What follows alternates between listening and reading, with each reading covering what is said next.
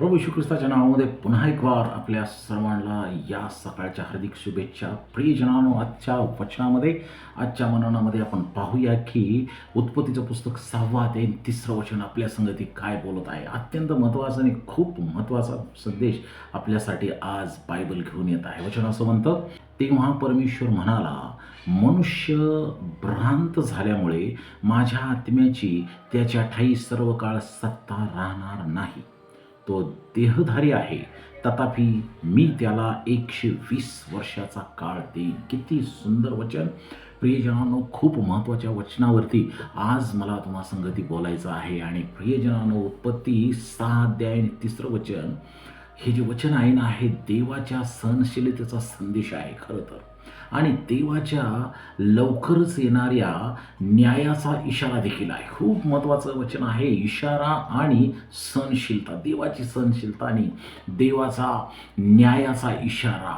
या वचनात असं म्हणलेलं आहे की देवाचा आत्मा मानवजातीच्या भ्रष्ट शारीरिक स्वभावामुळे कायमचा त्यांच्यामध्ये वास करणार नाही. कारण की वचनामध्ये याच्या अगोदर जर आम्ही हिस्ट्री बघितली तर मानवजात देवापासून दूर गेलेली होती, मानव परमेश्वरापासून दुरावले होते, त्यांनी देवाकडे पाठ फिरवलेली होती. प्रभू म्हणतो की त्यांच्या भ्रष्ट वृत्तीमुळे, त्यांच्या या स्वभावामुळे माझा आत्मा त्यांच्यामध्ये कायमचा वास करणार नाही. प्रियजनांनो, हे वचन मानवी पश्चातापासाठी 120 वर्षाची मर्यादा ठरवत होते. कारण 120 वर्षानंतर महाप्रलय, महाजलप्रलय येणार होता. देव या पृथ्वीचा पाण्याने नाश करणार होता, परंतु नाश करण्यापूर्वी देव त्यांना 120 वर्ष देऊ इच्छित होता. देवाच्या या कृपेमुळे त्यांच्याकडे पश्चाताप करण्यासाठी 120 वर्षे होती. देवाचा न्याय लोकांवर येण्यापूर्वी पश्चाताप करण्याची अंतिम संधी त्यांना मिळालेली होती.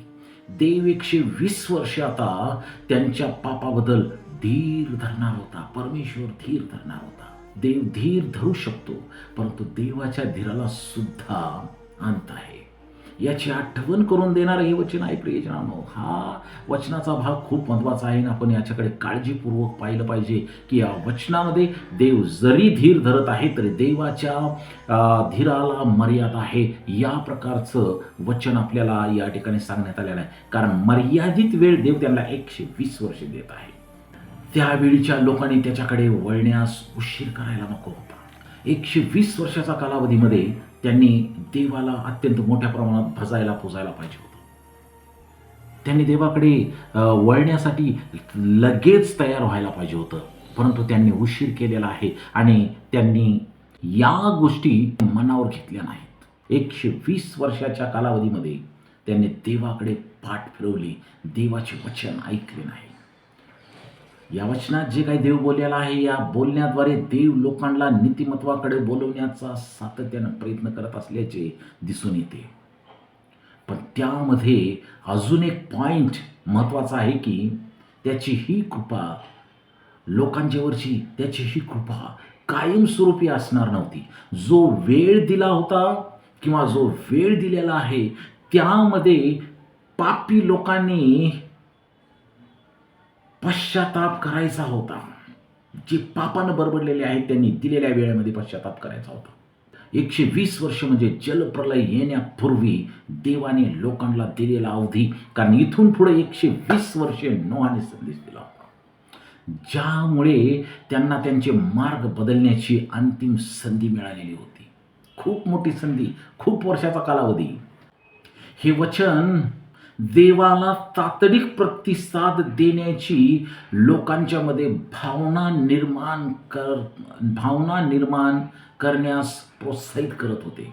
आजच्या विश्वासणाऱ्यांना आठवण करून हे वचन देतं की जर कोणी त्याला म्हणजे देवाला सतत नाकारत असेल तर भविष्यात पश्चाताप करण्याची कोणतीही संधी उपलब्ध नाही. या वचनामध्ये जो महत्त्वाचा संदेश आहे प्रियजनांनो, तो हा संदेश आहे की परमेश्वर त्यांना संधी देत होता आणि सतत ते देवाचा नाकार करत होते. परमेश्वर त्यांना संधी देतो आणि ते सातत्यानं देवाचा नाकार करतात आणि देवापासून ते दूर जातात. परंतु या बोलण्याद्वारे, या वचनाद्वारे त्यांनी देवाला प्रतिसाद देण्याची जी निकडीची गरज आहे त्याची भावना निर्माण करणारं असं हे वचन होतं, परंतु त्याकडे त्यांनी दुर्लक्ष केलं. आजच्या विश्वासणाऱ्यांना प्रियजनांनो हे वचन आठवण करून देतं की जर कोणी देवाला सतत नाकारत असेल तर भविष्यात त्या व्यक्तीला किंवा त्या लोकांना पश्चाताप करण्याची कोणतीही संधी उपलब्ध नाही. खूप खूप गंभीर बाब आहे नाही काही, खूपच गंभीर बाब आहे. हे वचन दर्शवून देतं की देव धीर धरत असला तरी त्याच्या संयमाला मर्यादा आहेत. त्याच्या हाकेला सतत नकार दिल्याने पश्चातापाची संधी गमावली जाऊ शकते.